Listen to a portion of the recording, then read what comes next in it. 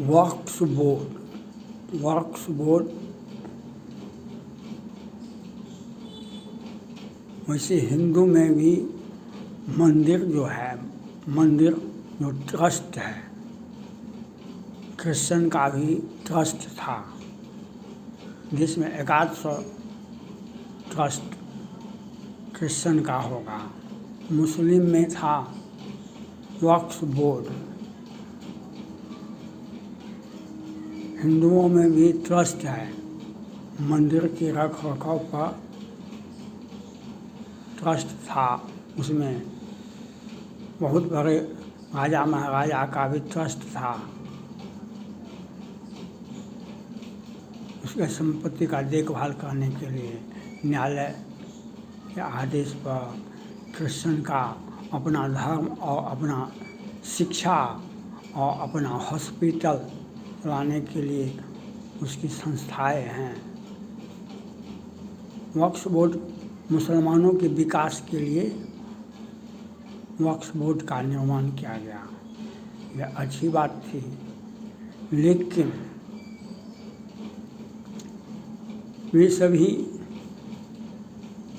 के सभी इक्के दुक्के होंगे, क्योंकि उसके क्रिश्चियन का ट्रस्ट जो था उसका छीन लिया गया या वे चले गए। हिंदुओं का जो ट्रस्ट था वह व्यक्तिगत रूप से आ गया और उसको सरकार ने अधिग्रहण कर लिया। और वक्फ बोर्ड कुछ दिन पहले संसद में चर्चा हुआ था, बवाल हुआ था। जो मनमोहन सिंह ने कहा था, जब मनमोहन सिंह प्रधानमंत्री थे, उन्होंने कहा कि देश के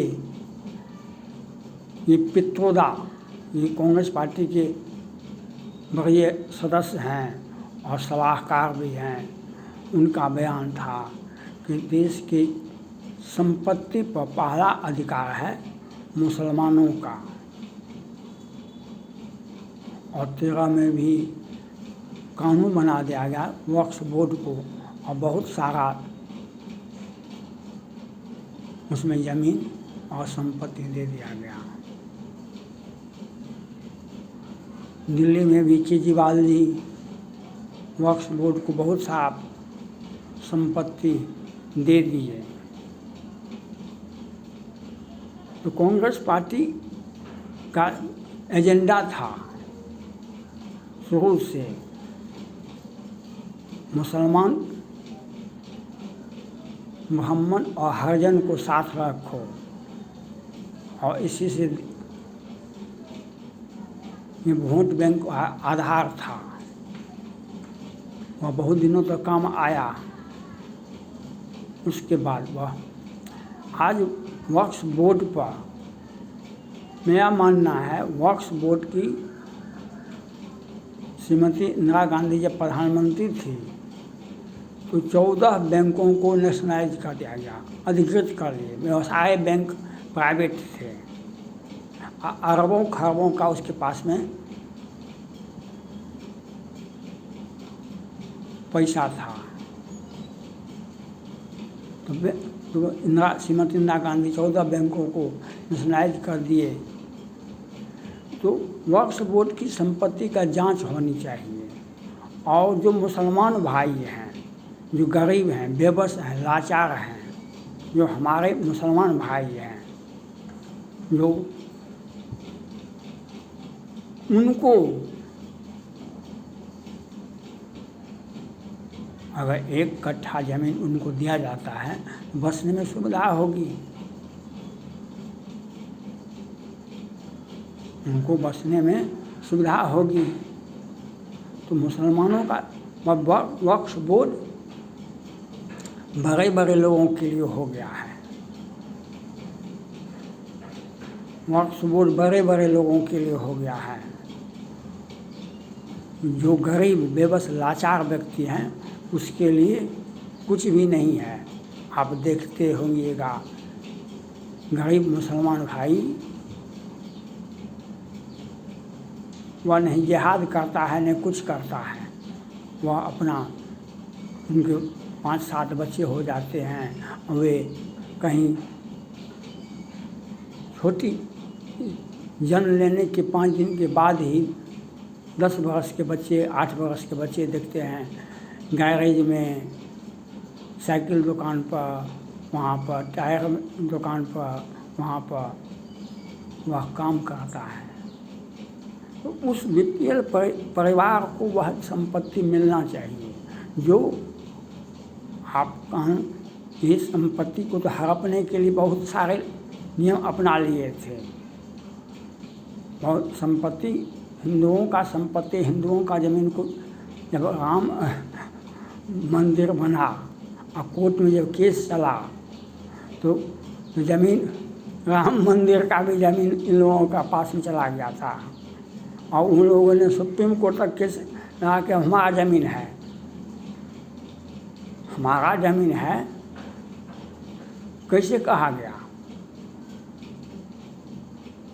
कैसे कहा गया राम का मंदिर?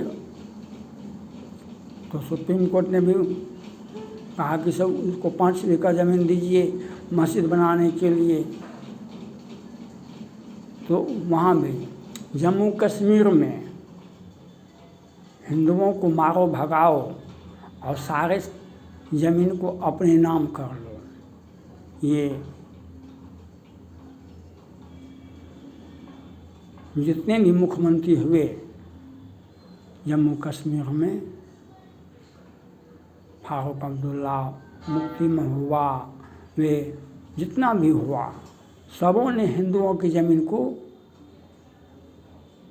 आगे वह भाग गया, उससे पहले आतंकवाद से के सहारे भगा दो और फिर उसकी ज़मीन पर राज्य सरकार ने आदेश दिया वह ज़मीन लवारिस है, वह हिंदू भाग गया, उसके ज़मीन को अपने में मिला लो और 4 साल का 2 साल का टैक्स दे दो, वह ज़मीन अपने नाम कर लो।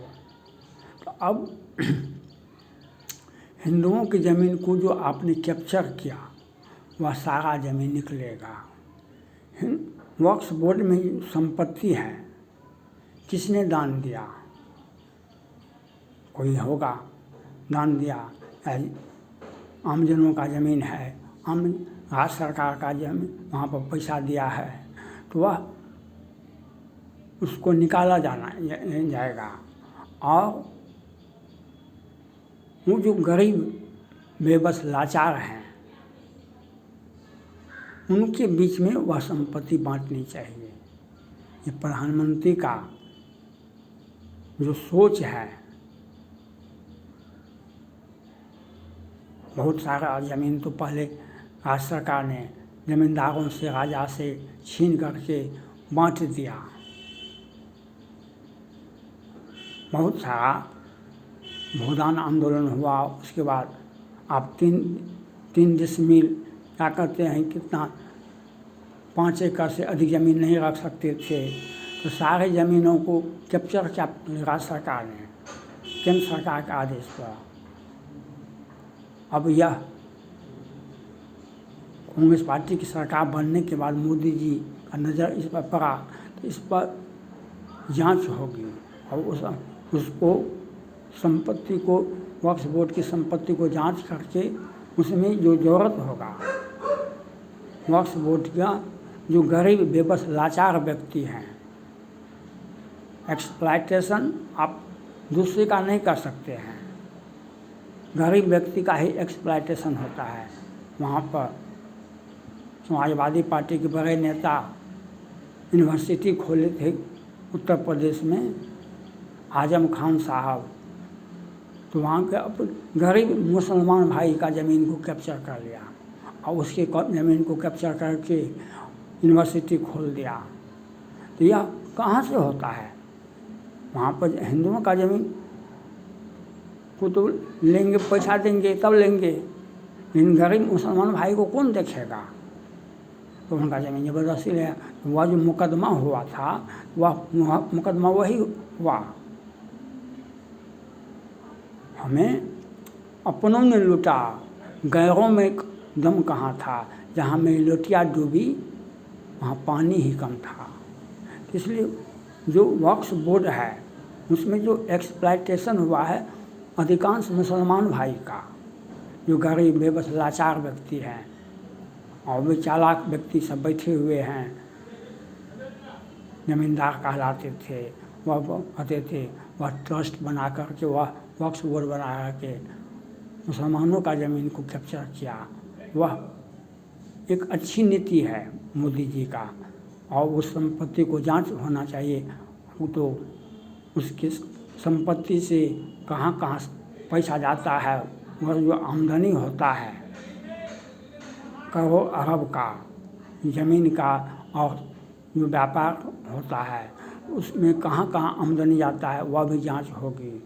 और मेरा मानना है वक्फ बोर्ड की ज़मीन को कैप्चर करती है सरकार, सरकार को अधिकार है।